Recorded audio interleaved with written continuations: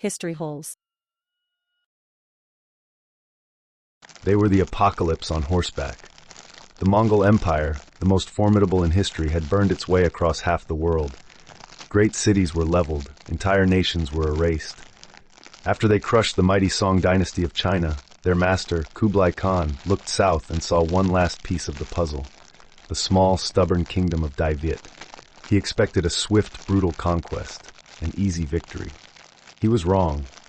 What he found was a nation that refused to break. He sent his armies, the most feared warriors on the planet, into the dense river valleys of the Vietnamese. But the Trần Dynasty and their people would not give them a battle. They would give them a war. They abandoned their capital to the invaders, turning the entire countryside into a trap. Every village became a fortress, every farmer a soldier. They would bleed the empire, exhaust its legions, and break its will. This is the story of the impossible. The story of how a small kingdom stared down the world's greatest conqueror and won, not once, not twice, but 3 separate times. This is how Đại Việt became the graveyard of the Mongol Empire. Part 1: The Gathering Storm. To truly comprehend how the Trần Dynasty survived the Mongol storm, we must first understand the brutal, pragmatic foundation upon which they built their power. They were not the Li. The Trần were a clan forged on the coast, their worldview shaped by the harsh realities of the sea and the cutthroat politics of the frontier. They had watched from a distance as the Li dynasty, for all its cultural brilliance, drowned in a sea of palace intrigue, its authority bled dry by the endless scheming of powerful maternal clans and ambitious court favorites. The Trần learned from this. They would not allow their dynasty to suffer the same fate. Their rule was built on a single, ruthless principle: the unbreakable, absolute solidarity of their own bloodline. This was a dynasty obsessed with unity, and they enforced it with an iron will. They instituted a strict, almost claustrophobic, policy of royal intermarriage. Kings, princes, and princesses married within the family, often to their own cousins. The purpose was simple and brutal: to ensure that the mother of every future king, every potential claimant to the throne, was a Trần woman.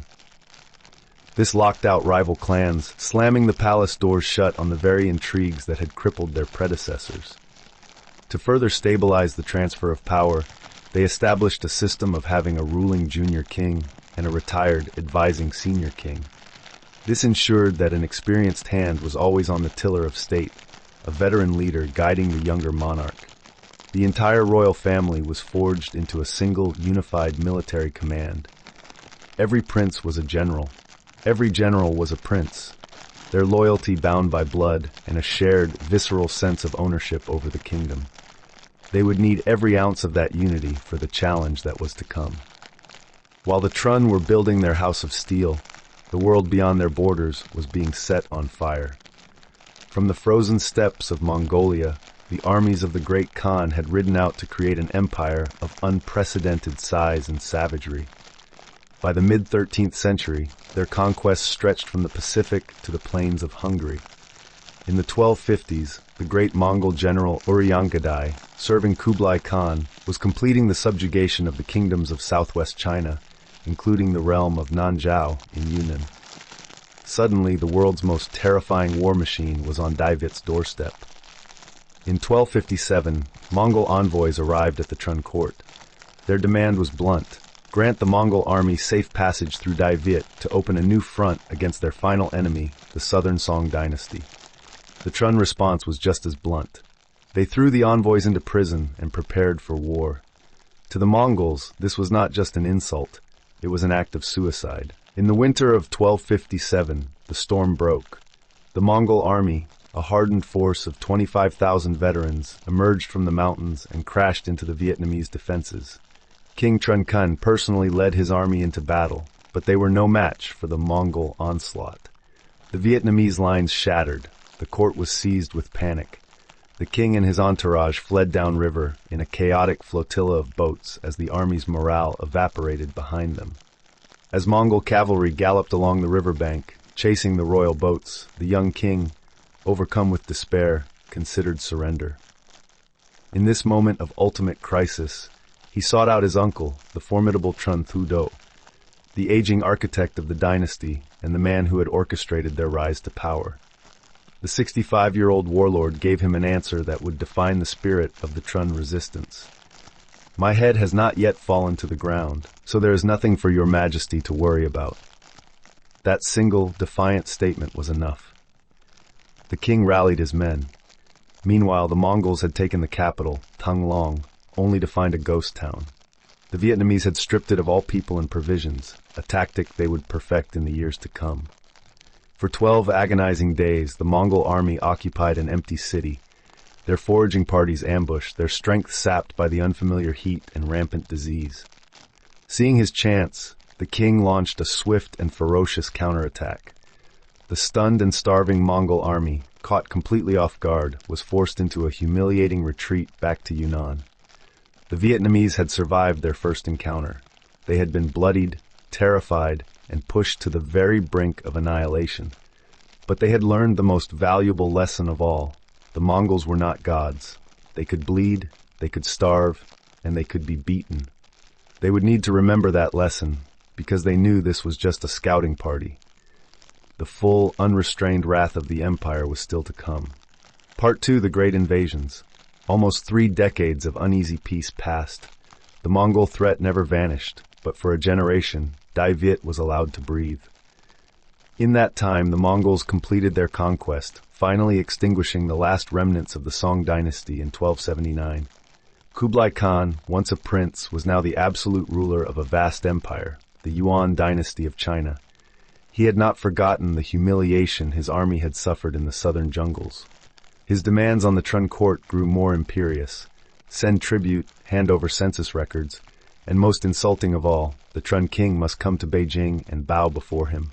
When the Vietnamese refused, Kublai Khan prepared an invasion force of such staggering size it was meant not just to conquer, but to erase.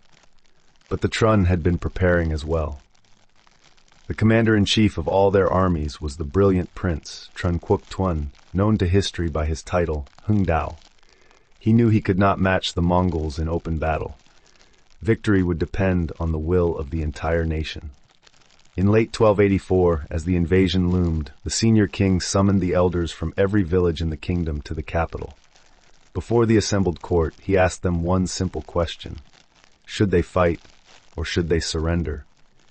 Their response was a single unified roar that shook the foundations of the palace: to war. This was the beginning of a true people's war, a total mobilization of a nation that refused to die. Every village became a potential army, every farmer a potential soldier, their resolve hardened by the famous proclamation of Trần Hưng Đạo, who warned his officers that to surrender would be to lose everything: their wives, their children, their land, their very honor. In early 1285, the invasion began. It was a massive, two-pronged assault designed to crush Đại Việt in a deadly pincer.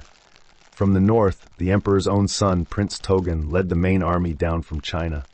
From the south, the veteran general Sogeddu led his battle-hardened forces up from the newly conquered lands of Champa. The Trần dynasty was caught between a hammer and an anvil. Facing these overwhelming odds, they made a daring strategic choice. They abandoned their capital. They implemented a scorched-earth policy, leaving Thăng Long an empty ghost town for the invaders. They refused to give the Mongols a decisive battle, instead melting into the countryside, turning every river, swamp, and mountain pass into a killing ground. This was a war of incredible heroism and shocking betrayal. As Trần forces fought desperate holding actions, a general named Trần Binh Trung was captured. When the Mongols offered him a princely title in their empire, he gave an answer that would be memorized by generations of Vietnamese schoolchildren: "It is better to be a ghost in the southern kingdom than a prince in the north." He was immediately executed. But not all had such courage. Other Trần princes, including Trần Iktak and Trần Kint, lost their nerve and surrendered, turning traitor and guiding the enemy against their own people. For months, the Trần court was on the run, harried by the Mongol armies. But their strategy was working. The massive invading force was bogged down, starving and ravaged by disease in a country that refused to feed them. Then, when the Mongols were at their weakest, the Trần struck back. In a lightning counter-offensive, their armies, led by generals like Trần Quang Khai and Trần Nhật Dutt, swept back up the Red River. In a series of brilliant victories at battles like Hamtu and Chengdung, they smashed the Mongol forces and retook the capital. Togon's northern army was routed and fled in disarray back to China. Sogdiatu's southern army was trapped and annihilated at the Battle of Taikit, and Sogdiatu himself was killed. Against all odds, Đại Việt had survived a second, even more terrifying onslaught. But Kublai Khan was an emperor who did not tolerate defeat. The final and most legendary struggle was yet to come. Part 3. Victory at the River of Stakes. An emperor does not forgive. An emperor does not forget. For Kublai Khan, the ruler of the known world, the defeats in Đại Việt were not just strategic setbacks. They were a personal stain on his imperial honor. He was not reconciled to this defeat. In the winter of 1287, he unleashed a third and final invasion, a force of vengeance led again by his son, Togon. This time, there would be no mistakes. The Mongols had learned their lesson about supply lines. Accompanying the massive land army was a huge naval fleet commanded by the fearsome General Omar, tasked with controlling the rivers and keeping the army fed. This fleet was the key. With it, the strategy of scorched earth would be useless. This time, the Mongols would not be starved out. The invasion began as before, with the Trun forces falling back, refusing to engage in a decisive battle. The Mongol army and navy converged at their forward base at Vang Kip and prepared for the final push on the capital. But before they could advance, a single, devastating blow crippled the entire campaign. As the massive Mongol supply fleet followed the war fleet up the coast, it was intercepted by a small Vietnamese flotilla led by Prince Trần Hưng Đạo. In a stunning surprise attack, he completely ruined the Mongol supply fleet, capturing or sinking every last ship. The Mongol army at Vang Kip, the most powerful invasion force ever assembled to attack Vietnam, was now stranded deep in enemy territory, with no food and no hope of resupply. The campaign was doomed before it had truly begun. After a month of waiting in vain for provisions that would never come, the starving Mongol army had no choice but to retreat. Togon fought his way back north through the mountains, harassed every step of the way. But his naval commander, Omar, sought escape by sea, leading his powerful war fleet down the Bac Dang River. He was sailing directly into the most ingenious trap in Vietnamese history. Trần Hưng Đạo, the Vietnamese supreme commander, knew this was his chance to annihilate the Mongol naval threat forever. He chose his ground with a historian's eye, the very same river where Ngo Quynh had defeated the southern Han 3.5 centuries earlier. In the riverbed, his soldiers planted a forest of massive wooden stakes, tipped with iron and angled towards the sea, all of it invisible beneath the high tide. Then, with a small squadron of warboats, he played his part. He taunted Omar's fleet, staging a brief, sharp fight before feigning a panicked retreat upriver. Enraged and overconfident, Omar gave chase, his entire fleet sailing straight into the kill zone. The Vietnamese waited. As the tide began to turn, a massive Vietnamese army that had been hiding in ambush on both banks of the river attacked. Drums thundered, and thousands of Vietnamese warboats swarmed the Mongol fleet. As Omar tried to pull back to the sea, the receding tide revealed the horror beneath the waves. His ships were impaled on the iron-tipped stakes, trapped and helpless. The battle became a slaughter. The Mongol fleet was annihilated, and Omar himself was captured. It was a complete and catastrophic victory. Conclusion, and so the tide was broken. The world's greatest empire, the unstoppable Mongol war machine, had been defeated and humiliated. 3 times they had thrown their full might against the small kingdom of Đại Việt, and 3 times they had been sent reeling back in bloody defeat. It was a military achievement almost without parallel in human history, a moment of glory that would be seared into the soul of the Vietnamese people forever. This was no miracle. It was a victory forged in the unique character of the Trần Dynasty. It was won through the absolute solidarity of its warrior princes who held the kingdom together through a bond of blood. It was won by the strategic genius of commanders like Trần Hưng Đạo, who understood that a small nation's greatest weapons are its land and the will of its people. And it was won on the backs of the common people, who sacrificed everything in a true people's war, abandoning their homes and enduring unimaginable hardship to deny the invaders any comfort. But victory on this scale comes at a terrible price. The decades of brutal warfare left the countryside shattered. The triumph over the Mongols was followed by nearly a decade of famine and starvation, a period of such misery that it led to the mass enslavement of the rural population by the very same warriors who had just saved the kingdom. The Trun had saved their independence, but in doing so, they had unleashed forces that would begin to unravel their own society from within. The Mongols were defeated, and the Trun dynasty had reached its zenith. But victory on the battlefield could not prevent the slow decay that follows such a convulsive effort.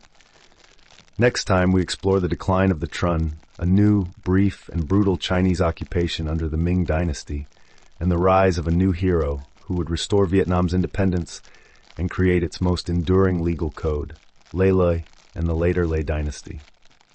I thank you very much for joining us on this journey. Please leave a like and subscribe if you want more. If you feel like it, tell us what else you'd like to hear. See you on the next episode.